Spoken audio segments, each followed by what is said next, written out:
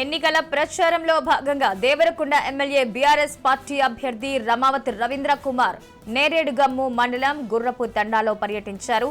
ఈ సందర్భంగా గ్రామానికి చెందిన కొంతమంది మహిళలు, యువకులు ఎమ్మెల్యే రవిచంద్ర కుమార్ ప్రచారాన్ని అడ్డుకున్నారు.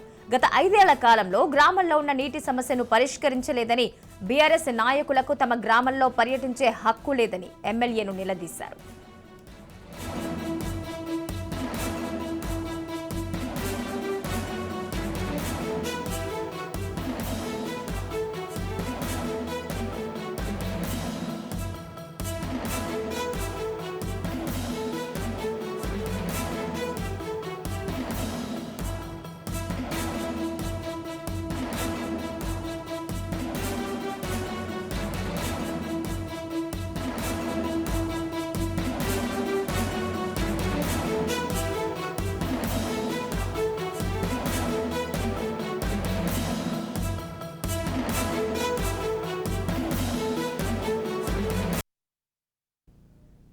ఎన్నికల ప్రచారంలో భాగంగా దేవరకొండ ఎమ్మెల్యే బీఆర్ఎస్ పార్టీ అభ్యర్థి రమావతి రవీంద్ర కుమార్ నేరేడుగమ్ము మండలం గుర్రపు తండాలో పర్యటించారు.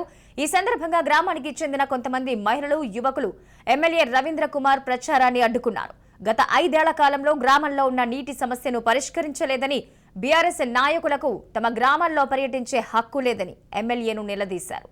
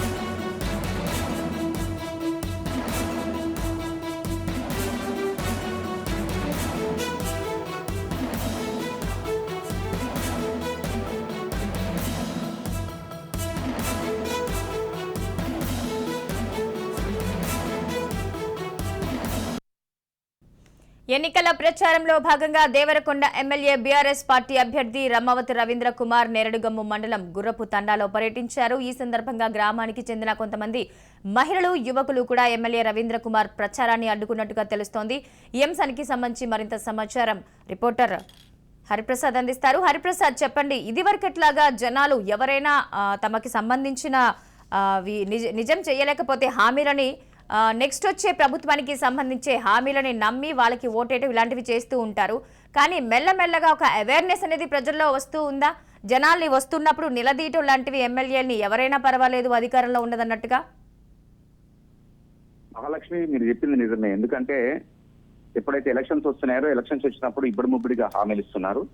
ఆ హామీలు నెరవేర్చకపోయేసరికి మళ్ళీ ఎలక్షన్స్ వచ్చినప్పుడు వాళ్ళని నిలదీయడం అనేది ఇప్పుడు సర్వసాధారణం అయిపోయింది. ప్రతి ఒక్కరు కూడా చదువుకున్నారు, ఓటర్స్ అందరూ కూడా చైతన్యం కూడా వచ్చింది. ఈ నేపథ్యంలోనే వాళ్లకు అంటే హామీలలో ఏవైతే మౌలిక సదుపాయాలకు సంబంధించి ఉంటుందో ఆ మౌలిక సదుపాయాలకు సంబంధించిన హామీలు నెరవేర్చిన సందర్భంలో గ్రామం అంతా తిరగబడుతుంది. ఎందుకంటే ఉదాహరణకి మంచినీటికి సంబంధించి అంటే గ్రామాలలో మంచినీరు, అదేవిధంగా రోడ్లు, అదేవిధంగా ఇల్లులు, ఈ మూడింటికి సంబంధించి చాలా ఎఫెక్టివ్ గా ఉంటుంది.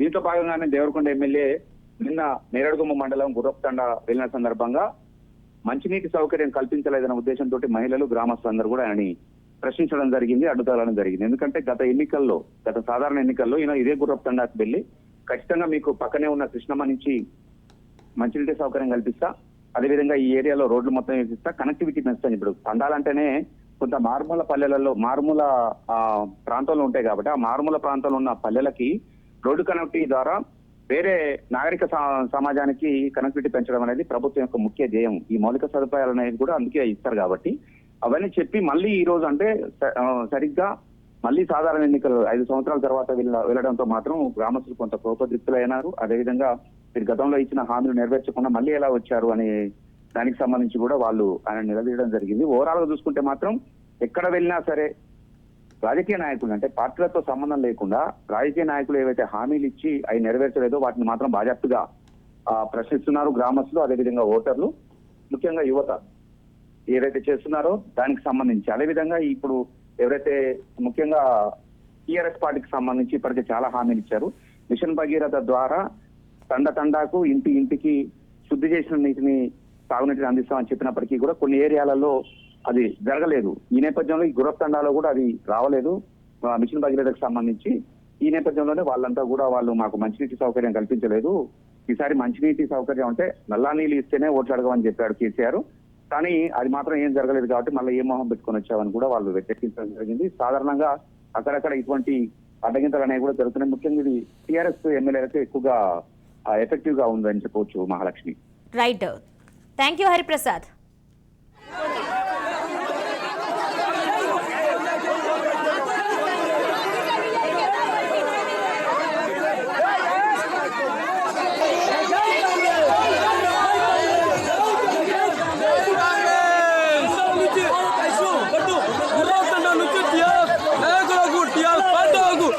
తరిమి కొట్టే రోజు వచ్చింది, తరిమి కొడతాము.